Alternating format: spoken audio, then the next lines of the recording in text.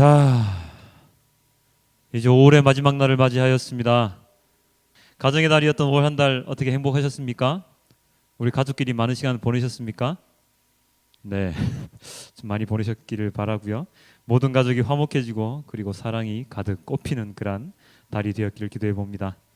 내일부터 시작되는 6월도 우리들의 마음에 그리고 주님의 사랑으로 가득 찬 그런 6월이 되어지기를 하나님 아버지께 기도해 봅니다. 자, 우리는 학교를 다녔습니다. 지금 다니고 있는 우리 친구들도 있고요. 자, 우리는 학교에 다니면서 무엇을 하지요? 학교 다니면 뭐 하나요? 채호야 뭐 하지? 공부를 하지요. 공부는 뭐 하려고 합니까? 배우기 위해서 합니다. 그렇지요. 그러면 우리는 무엇을 배웁니까? 우리가 배우는 것, 우리가 공부하는 것을 통해서 우리는 무엇을 얻을 수가 있습니까? 너무 고차원적인 질문인가요? 지식을 얻을 수 있죠. 예. 많은 지식들을 우리는 습득할 수 있습니다. 가령 예를 들면 1 더하기 1은 2. 예, 이것을 통해서 우리는 세문을 할 수 있는 방법을 배우고요. 기역, 니은, 디귿, 리을, 미음, 비읍, 시옷, 디귿, 지읒, 치읓 이렇게 글자를 배움으로써 책을 읽고 의사소통을 할 수 있게 됩니다.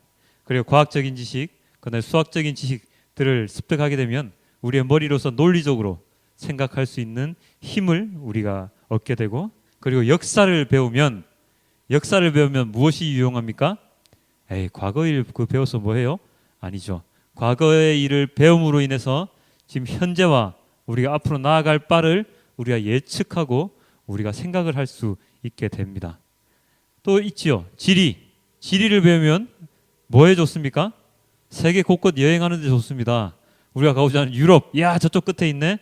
돈 얼마 정도면 가겠다. 시간 얼마나 걸리겠다. 그 시간 차이는 얼마나 나겠다. 이런 것을 알 수가 있죠. 이렇게 우리는 학교에서 아주 많은 것을 배울 수가 있습니다. 그리고 학교에서뿐만 아니라 우리는 세상에서, 사회에서도 많은 지식과 지혜를 얻을 수 있는데요. 그런데 여기서 중요한 것 하나를 제가 짚어드리고자 합니다. 무엇인고 하니, 머리로 알고 있는 지식, 그냥 공부로 우리가 습득한 지식은 현실과 차이가 있을 수 있다는, 다를 수 있다는 것입니다. 그래서 요즘은 한 가지 개념에 대해서 여러 가지 접근 방식을 통해서 접근해서 다양한 각도에서 지식을 추구하기도 하는데요.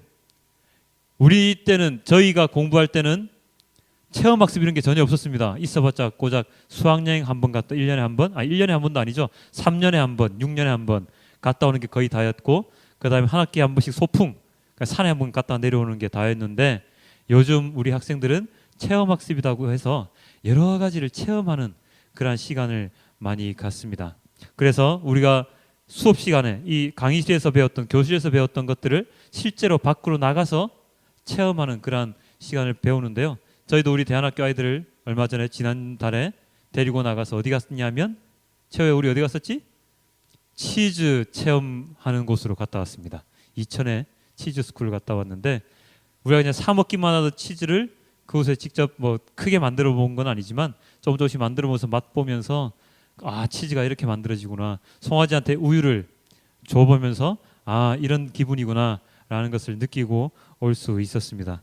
이렇듯이 지식으로 그냥 이 강의실 교실에서 책을 보고 배우는 그런 지식에서 발전을 해서 이제는 체험하고 경험하는 것을 중요시하는 사회가 되었는데요. 그렇게 체험하고 경험하는 것을 더욱 장려하는 이유는 우리가 알고 있는 것들, 머릿속에 있는 지식들을 체험함으로써 더 확실히 우리의 것으로 만들 수 있기 때문입니다. 이것은 이 세상을 살아가는, 학교에서 배우는, 아니면 우리가 어디에서 배우게 되는 그러한 것들뿐만 아니라 교회를 다니는 그리스도인들에게도 이 체험이라는 게 굉장히 중요하고 필요한 일인데요.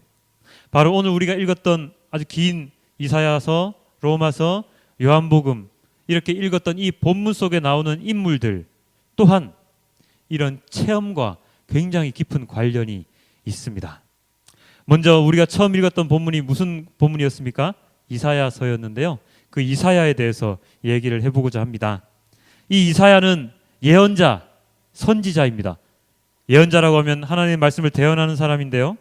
오늘의 본문, 우리가 읽었던 이 이사야서 본문은 이사야가 하나님께로 부르심을 받는, 즉 하나님의 사명자로 소명을 받는 그러한 장면이 기록되어 있습니다. 자, 그 소명을 받는 그 장면 속에서 이사야가 체험했던 것은 무엇이었을까요? 바로 이것입니다. 이사야서 6장 1절 3절의 말씀인데요. 우시야 왕이 죽던 해에 내가 본즉 주께서 높이 들린 보좌에 앉으셨는데 그의 옷자락은 성전에 가득하였고 서로 불러 이르되 거룩하다 거룩하다 거룩하다 만군의 여호와여 그의 영광이 온 땅에 충만하도다 하더라. 우리가 찬양할 때 불렀던 그 찬양 가사와 동일하죠? 맞습니다. 이사야는 성전에서 하나님의 천사들과 그리고 높은 보좌에 앉으신 왕, 바로 하나님을 환상으로 보게 됩니다. 이사야가 성전에 있었다는 말을 통해서 우리는 이사야 또한 하나님을 섬기는 자로 살아왔다는 것을 알 수 있는데요. 그런데 그가 오늘의 이 본문 속에서 하나님을 보는 이 환상을 겪기 전까지, 하나님을 이렇게 체험하기 전까지, 천사들을 체험하기 전까지는 그냥 문서로서 성경, 그러니까 그 당시에 성경이 아니었죠. 두루마리 하나님의 말씀이 적힌 그 문서로서만 하나님을 이해하고 살아왔었습니다. 그런데 하나님을 보는 자는 죽는다, 하나님을 보는 자는 죽을 수밖에 없다, 그래서 하나님을 볼 수 있는 자는 없다라고 들어왔던 그러한 책을 통해서, 글을 통해서, 선조들, 조상들의 말씀을 통해서 들어왔던 그가 오늘 이렇게 떡하니 성전에서 하나님의 환상을 보게 됩니다. 이것은 꿈이 아닙니다. 현몽하여 이르되 이런 게 아니고 환상을 직접 보는 거거든요. 눈으로 직접 봅니다. 한 명도, 그 어느 누구도 하나님을 본 사람이 없었습니다. 심지어 그들이 굉장히 우상시하던 누가 있죠? 모세조차도 하나님을 본 적이 없어요. 본 게 하나님의 등, 아니면 가시나무 떨기에 일어난 불꽃, 그 정도만 모세가 보았었는데 이사야는 높이 들린 보좌에 앉으신 하나님을 직접 보게 되지요. 그래서 그는 이렇게 이야기를 합니다. 그때 내가 말하되 화로다 나로 나여 망하게 되었도다. 나는 입술이 부정한 사람이요 나는 입술이 부정한 백성 중에 거주하면서 만군의 여호와이신 왕을 되었음이로다 하였더라. 아, 망하게 되었다. 화로다, 망하게 되었다. 나 이제 죽었구나. 하나님의 얼굴을 배웠으니, 하나님을 내가 직접 배웠으니 나는 이제 끝장났구나 라고 이사야는 이야기를 합니다. 여호와이신 왕을 배웠던 이사야, 그의 목숨은 어떻게 되었을까요? 자, 이사야의 이야기는 잠시 여기서 한번 접어두고요. 이제 바울로 한번 넘어가 보도록 하겠습니다. 여러분들 바울 아시죠? 사울, 바울. 예, 아시는 분 아실 테고 모르시는 분 모르실 텐데요. 바울, 그는 누구일까? 그는 사도행전을 살펴보면 바울은 유대인 중에 유대인이라고 이야기를 합니다. 지난 주일날에도 설명을 드렸듯이 바울은 가말리엘이라고 하는 유대인 선생 중에 가장 뛰어난 선생의 문화생, 제자였지요. 그래서 총망받는 그러한 유대인이 바로 그 바울이었습니다. 그는 하나님을 절대적으로 신앙하는 사람이었고요. 그리고 그 당시에 이단처럼 취급되던 예수를 믿는 그리스도인들을 가장 먼저 핍박하던 그러한 대표적인 인물이었습니다. 최초의 순교자인 스데반 집사의 죽음, 그 현장에 바울이 함께 있었습니다. 그리고 그는 아주 먼 곳까지 가서 그리스도인이 있는 곳이라고 하면 그곳까지 찾아가서 그들을 잡아오는, 그들을 처형하는 일을 했던 사람이었습니다. 왜 그렇게 할 수밖에 없었느냐 하면 그 또한 하나님을 굉장히 신앙하는, 하나님을 믿는 사람이었지요. 그렇기 때문에 하나님을 모독한다고 자신을 왕의 아들, 하나님의 아들이라고 말하고 다녔던 예수님에 대한 그 어떠한 이야기도 바울은 용납할 수가 없었습니다.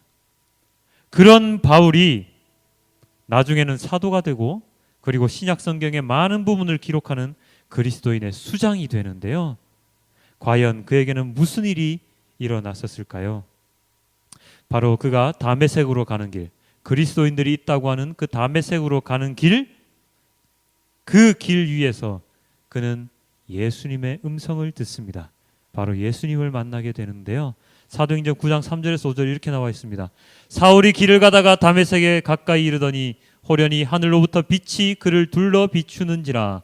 땅에 엎드러져 들음에 소리가 있어 이르시되 사울아 사울아 내가 어찌하여 나를 박해하느냐 하시거늘 대답하되 주여 누구시니까 이르시되 나는 내가 박해하는 예수라. 나는 내가 박해하는 예수라. 바울은 이 만남을 통해서 자신의 인생이 송두리째 바뀌는 경험을 하게 됩니다. 이 사건 이후에 그는 예수님을 믿게 되고 예수님의 모든 일들을 증언하는 사도가 되어서 세 차례 넘는, 그리고 그런 그 세 차례가 넘는 그러한 시간 동안 전도 여행을 통해서 유럽과 아시아에 수많은 교회들을 세우게 되지요. 바울 역시 하나님에 대한 지식을 엄청나게 가지고 있던 사람입니다. 하나님의 말씀을 정확하게는 하나님의 말씀을 많이 알던 그러한 사람이었지요. 이사야와 마찬가지로 하나님을 섬기며 살아가던 사람이었습니다. 그런데 그가 예수님을 만나는 체험을 통해서 완전히 바뀐 삶을 살게 되었습니다. 참으로 기묘한 일이죠. 자, 이제 마지막으로 한 사람을 더 보고자 하는데요. 그 마지막 사람은 오늘 우리가 읽었던 요한복음에 등장합니다. 요한복음에 누가 등장했었습니까? 기억나십니까 혹시? 예, 니고데모라고 하는 사람이 등장을 했는데요. 이렇게 나옵니다. 그런데 바리새인 중에 니고데모라는 사람이 있으니 유대인의 지도자라. 그가 밤에 예수께 와서 이르되 랍비여 우리가 당신은 하나님께로부터 오신 선생인 줄 아나이다. 하나님이 함께 하시지 아니하시면 당신이 행하시는 이 표적을 아무도 할 수 없음이니이다. 니고데모는 누구였습니까? 예수의 제자가 아니었습니다. 그럼 누구였지요? 유대인의 지도자, 바리새인 중에 유대인의 지도자였지요. 예, 바리새인들은 누구죠? 지난 주일날 살폈죠. 예수님을 어떻게 하면 죽일까? 이제나 저제나 무슨 꼬투리를 잡아 죽일까? 생각하던 그 사람들이 바로 그 바리새인들이었습니다.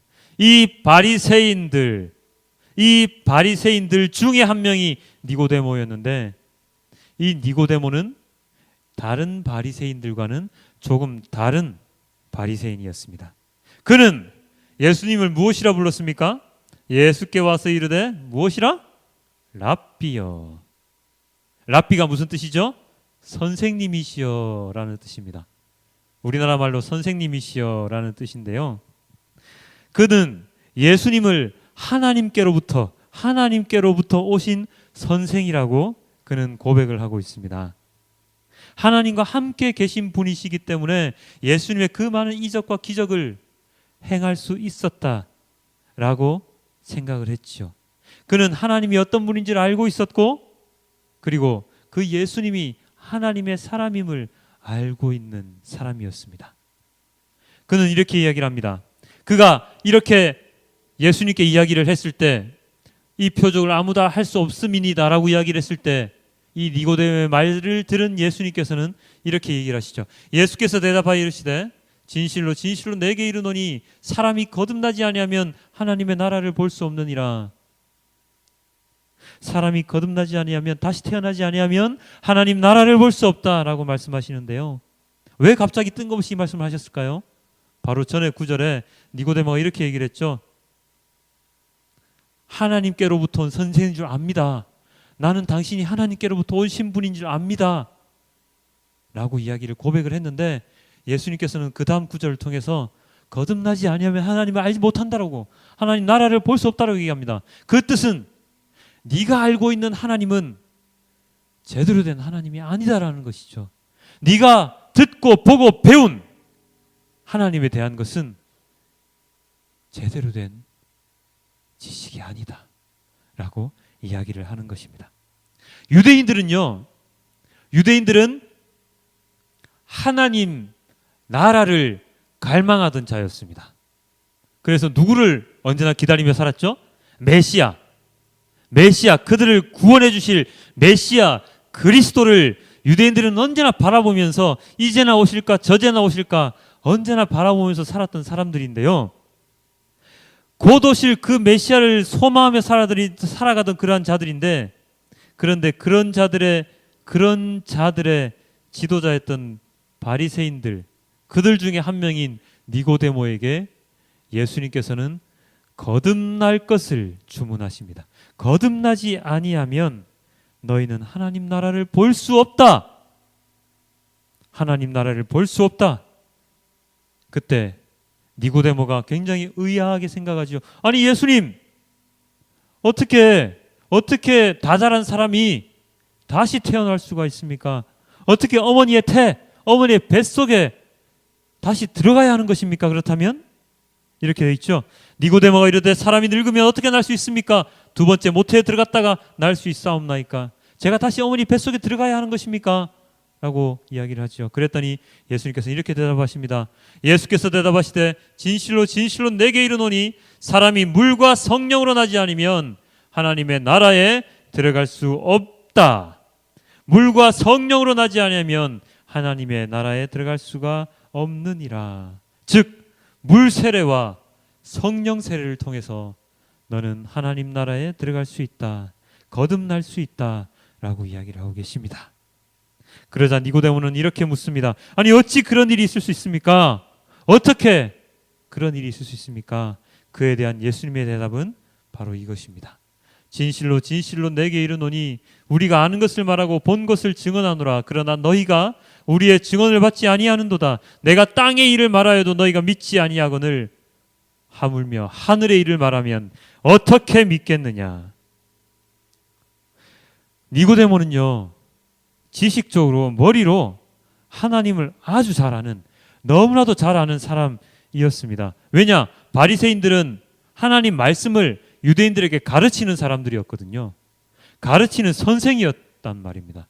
그러니 하나님의 말씀을 얼마나 잘 알았겠습니까? 그런데 그러한 바리새인들은 지식적으로 하나님의 말씀을 알고 있을지언정 진정으로 정확한 하나님을 알고 있지는 못했습니다. 바로 그리스도인들을 핍박했던 그 바울과 마찬가지죠. 문서적으로는 배운 것이 있어서 하나님에 대해서 너무나도 많이 알고 있지만, 그 누구보다도 하나님을 잘 알고 있었지만 하나님을 체험하며 하나님을 진짜 하나님을 알고 있지는 못했다는 것이죠.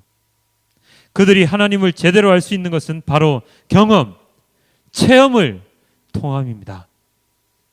예수님께서 땅의 일, 제자들이 체험한 것들을 우리가 너희들에게 말하였는데 너희들은 믿지 못했다. 너희들은 이해하지 못했다. 너희들은 받지 못했다. 그러한 사람들, 그들은 예수님을 주라 고백하지 못하지요. 어떻게 합니까? 예수님을 핍박하는 자들이 되죠. 예수님을 그리스도라고 주님이라고 고백하지 못하는 자들은 하나님 나라에 들어갈 수가 없지요. 하나님 나라에 대해서 제대로 이해할 수가 없지요. 그것을 예수님께서는 이 구절을 통해서 니고데모에게 설명하고 계십니다. 자, 여러분, 우리가 살펴봤던 이 세 본문에 나오는 이사야와 바울과 니고데모는 다 같은 공통점이 있습니다. 무엇이냐? 하나님에 대한 지식을 굉장히 많이 소유하고 있던 사람들입니다. 즉 하나님을 모르는 사람들이 아니라 하나님을 너무나도 잘 알고 있던 사람들이죠. 그런데 그들은 하나님을 진정으로 체험하지 못하고 그냥 지식적으로만, 머리로만, 글로만 알고 있던 자들이었습니다. 그런데 그들이 하나님을 직접 체험하고 하나님에 대한 환상을 보고 예수님의 부르심을 듣고 예수님의 가르침을 듣고 어떻게 해야 하는지를 예수님께 직접 듣고 나서 그들의 삶은 변화하여서 어떤 사람이 되었습니까? 사람들에게 하나님의 말씀을 대언하는 진정한 대언자, 예언자가 되었고 하나님의 말씀을 전하는 증언자가 되었고, 그리고 예수님을 핍박하던 그 수장들의 모임에 있던 그가 예수님을 따라 제자가 되는 그러한 자가 되었습니다. 자, 우리가 지식으로 알고 있는 것과 경험하는 것의 차이가 얼마나 큰지를 제가 예를 한 가지 더 들어볼게요. 우리 어릴 때 이런 걸 많이 봅니다. 사자 그림, 호랑이 그림 이런 걸 되게 많이 보죠. 그죠? 어릴 때 동물백과 이런 걸 통해서, 아니면 선생님들이나 엄마 아빠를 통해서 야, 사자, 이게 사자야, 따라해봐, 사자 하면 사자 배우죠. 호랑이 배우죠. 그런데 그때 어떻게 배웁니까? 사자고 호랑이는 굉장히 맹수라 무서운 동물들이야, 너희들 만나면 조심해야 돼 라고 배웁니다. 그런데 진짜로 그 사자와 호랑이가 무섭다고 느낄까요? 사실은 잘 느끼지 못합니다. 아, 사자와 호랑이 무섭구나, 무서운 동물이구나, 그냥 관념적으로 머릿속으로 생각을 하지요. 그런데 만약에 동물원 같은 데를 딱 갔다, 아니면은 사파리 같은 데를 딱 갔다, 거기서 사자가 왕 하는 걸 듣는다거나 사자가 막 덤비는 걸 보았을 때 그 두려움은 상상 이상입니다. 차 안에 타고 있어도 호랑이나 사자가 갑자기 창문에서 확 달려들면 깜짝 놀라서 야, 이게 진짜 사자구나, 이게 진짜 호랑이구나 라고 하면서 사자와 호랑이는 진짜 무서운 동물이구나. TV를 통해서 사자가 막 그 조그만 동물들, 뭐 토끼나 아니면 뭐 사슴들 잡아먹는 모습을 보면서 이야, 저게 진짜 사자구나 라고 하는 것을 알게 되죠. 우리가 이런 말을 많이 듣지요. TV나 이런 걸 통해서 미국이나 이런 데 보면은 막 회오리 바람, 태풍, 뭐라 그럽니까? 토네이도. 토네이도 이런 게 막 일어날 때 어이구야, 저거 어떻게 저런 일이 있을 수 있어? 이렇게 하면서 막 관념적으로 저게 토네이도구나, 저게 휩쓸려가는 그 보면서 정말 무서운 곳이나 알고는 있지만, 직접적으로 그 태풍들이 우리나라에 막 상륙해가지고 막 간판들이 날아다니고 내가 막 몸에 휩쓸려가지고 바닷물이 막 나에게 튀어오고 이렇게 하기 전까지는 그 태풍, 토네이도, 회오리 이런 것에 대해서 잘 이해를 하지 못합니다. 우리나라에서도 얼마 전인가 작년인가 일산에 토네이도가 일어나가지고 수많은 사람들이 피해를 입었지요. 실질적으로 우리가 경험하지 못하면 우리는 그것에 대해서 제대로 알기가 힘듭니다. 그래서 우리는 경험을 해야 되죠. 그 경험은 직접적인 경험도 있을 수가 있지만 간접적인 경험, 제가 말씀드리는 이러한 말씀들, 아니면 하나님을 직접 체험했던 사람들의 그 간증들을 통해서도 우리는 느낄 수가 있습니다. 바로 그것입니다. 우리가 책을 통해서 또는 설교자들의 그 말씀을 통해서 우리가 많은 하나님의 지식, 하나님에 대한 것을 알 수는 있지만, 우리가 직접적으로 하나님을 체험하거나 경험하지 못한 자의 그 믿음은 어쩌면 좀 빈 껍데기뿐인 믿음일 수 있습니다. 어쩌면 바울처럼, 어쩌면 니고데모처럼 그리스도 하나님에 대해서는 너무나도 잘 알지만 그리스도인들을 핍박했던, 예수를 핍박했던, 조롱했던 그러한 집단의 사람으로 살아갈 수밖에 없다는 것이죠. 우리가 머릿속으로만 하나님을 이해하게 되고 지식적으로만 우리가 하나님을 알게 되면 어떠한 현상이 벌어질 수가 있을까요? 교회는 열심히 다니나 하나님이 말씀하셨던 하나님의 사랑, 이웃 사랑을 제대로 실천하지 못하고, 나의 믿음이 이 정도로 높다, 나는 헌금 잘하거든, 나는 11조 잘 내거든, 나처럼 하나님 잘 믿는 사람 있으면 나와보라 그래, 당신 그렇게 교회 다니면 안 돼, 당신 그렇게 신앙생활하면 안 돼 라면서 다른 사람들 정죄하고 핍박하는 사람이 될 수가 있다는 것이죠. 그것이 바로 하나님을 직접적으로 체험하지 못하고 그냥 지식적으로만 알게 되었을 때 일어날 수 있는 현상입니다. 그렇기 때문에 우리는 언제나 하나님 나와 함께 계셔 주십시오. 하나님을 체험하고 싶습니다.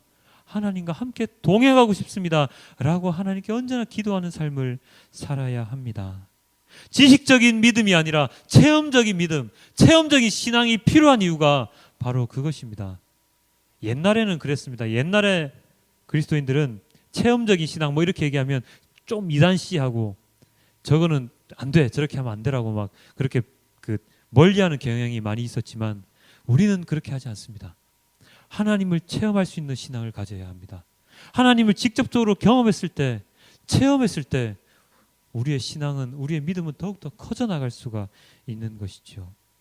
그러한 경험, 체험, 그것을 우리는 누구를 통해 할 수 있습니까? 니고데모는 직접적으로 예수님을 통해서, 바울은 직접적으로 예수님의 음성을 통해서 할 수가 있었지요. 이사야는 직접적으로 하나님을 봄을 통해서 하나님을 만나 보아서 그러한 체험을 할 수 있었는데, 그러면 우리는 어떻게 그렇게 하나님을 체험할 수 있습니까? 그것은 바로 예수님께서 하늘로 승천해 올라가시고 난 이후에 우리에게 보내신다고 말씀하신 그 보혜사 성령을 통해서 할 수 있습니다. 예수님을 올려보내고 난 이후에 마가의 다락방에 모여서 주님께 열심히 기도하고 있었던 그들에게 내렸던 그 성령, 한 사람 한 사람 머리 위에 임하셨던 그 성령을 통해서 제자들은 방언을 얻게 되었고, 수많은 사람들, 수많은 다른 나라의 각 지역에 있는 사람들에게 예수님을 증언할 수 있게 되었었지요. 그와 마찬가지입니다. 우리들 또한 성령 하나님이 우리에게 임재하심을 통해서 하나님을 경험할 수 있고 하나님의 말씀을 전하는 사람이 되는 것입니다. 오늘 읽었던 우리 요한복음 본문 중에 이러한 말이 나와 있는데요. 이는 그를 믿는 자마다 영생을 얻게 하려 하심이라. 우리가 하나님을 체험하고 예수님을 체험하고 성령 하나님께서 우리의 이끄심을 받아야 하는 그 이유가 바로 그를 믿어서, 예수님을 믿어서, 하나님을 믿어서 영생을 얻기 위함, 구원을 얻기 위함이죠. 예수님을 믿게 만들기 위함, 그렇게 믿으면, 예수님을 믿으면 영생을 얻을 수 있습니다. 하나님께서 예수님을 보내신 그 이유가 바로 우리들의 영생, 우리들의 구원을 위함이라고 오늘 이렇게 밝히고 계신데요. 요한복음 3장 16절 17절 아주 유명한 구절인데 이 구절이 있습니다. 이 구절 우리 함께 읽어볼까요? 시작. 하나님이 세상을 이처럼 사랑하사 독생자를 주셨으니 이는 그를 믿는 자마다 멸망하지 않고 영생을 얻게 하려 하심이라. 하나님이 그 아들을 세상에 보내신 것은 세상을 심판하려 하심이 아니요 그로 말미암아 세상이 구원을 받게 하려 하심이라.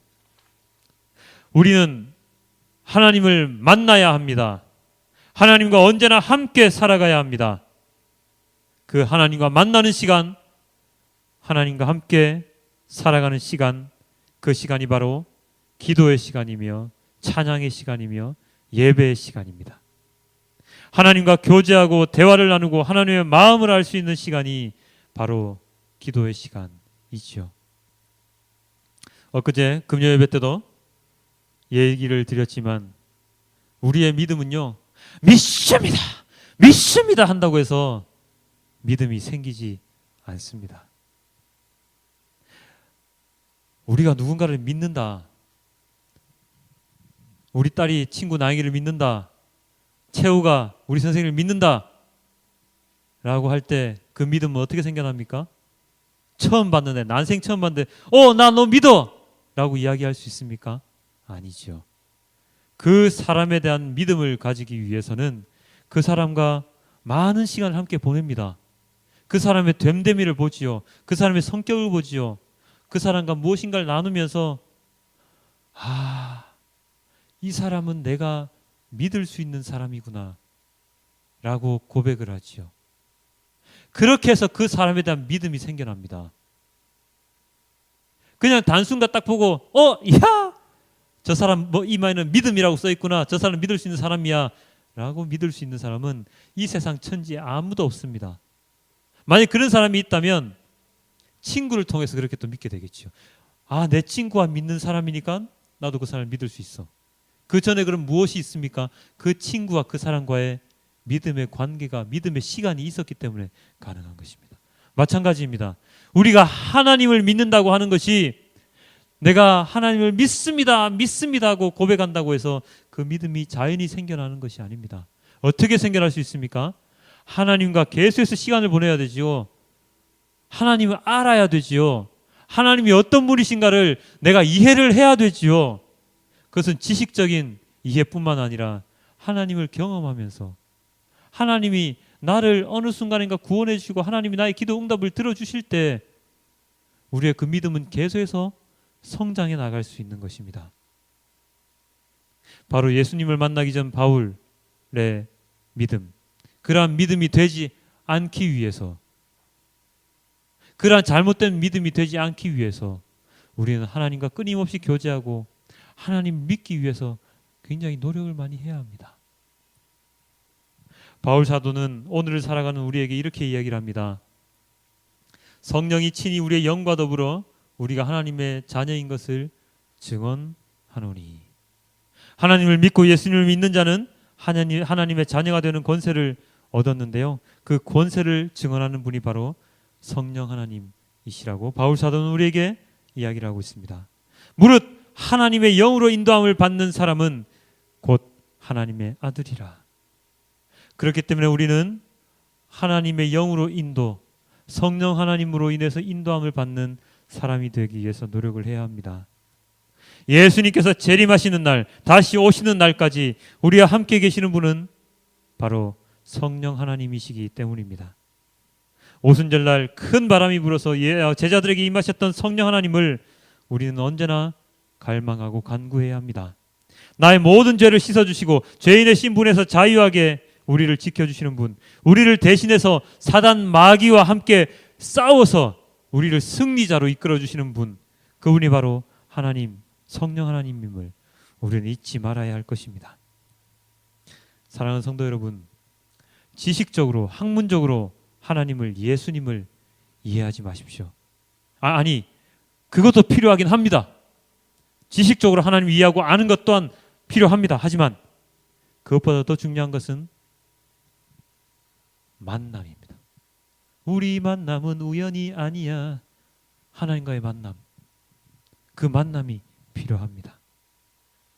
그 만남을 통해서 하나님을 더욱더 정확하게 알고 예수님을 더욱더 정확하게 이해할 수가 있는 것입니다. 그것은요, 기도와 충실한 신앙생활로 가능합니다. 고난 가운데서도 하나님 앞에 무릎 꿇고 기도함으로써 고난을 헤쳐나갈 수 있는 힘을 얻고 언제나 부족함을 채워주시는 하나님의 그 사역을 우리가 경험하고 그것을 간증하고 간증으로 듣는 그러한 시간 동안 우리는 하나님을 만날 수 있을 것입니다. 그렇게 되었을 때 우리의 믿음은 점점 더 자라날 수가 있습니다. 그냥 가만히 있는다고 해서, 그냥 가만히 앉아 있는다고 해서, 내가 그냥 믿습니다 그렇게 입으로 외친다고 해서 우리의 믿음은 성장하지 않습니다. 오늘 하루 주님께서 주신 이 말씀들을 기억하면서 나의 신앙생활은 어떠한지, 그냥 껍데기뿐인 생활은 아닌지 한 번 더 생각해 보는 시간을 마련해 보았으면 좋겠습니다. 그리고 내일부터 시작되는 세상에서의 한 주간을 통해서 내가 그리스도인으로서 이 세상에서 무엇을 해야 하는지를 묵상하고 고민하는 시간이 되어야 할 것입니다. 우리 마지막으로 요한복음 3장 17절 함께 한 번 더 읽어보겠습니다. 시작. 하나님이 그 아들을 세상에 보내신 것은 세상을 심판하려 하심이 아니요 그로 말미암아 세상이 구원받게 하려 하심이라. 예수님께서 이 땅에 오심으로 인해서 우리는 구원에 대한, 영생에 대한 소망이 생겼습니다. 이 소망을 잊지 마시고 심판에 대한 대상이 아닌 구원의 대상으로 이 세상을 살아가는 여러분들이 되시길, 그리고 예수님을 만나고 하나님을 만나는 진실한 그리스도인으로 거듭나시는 여러분들이 되시길 주님께 기도드립니다. 다 함께 기도하겠습니다.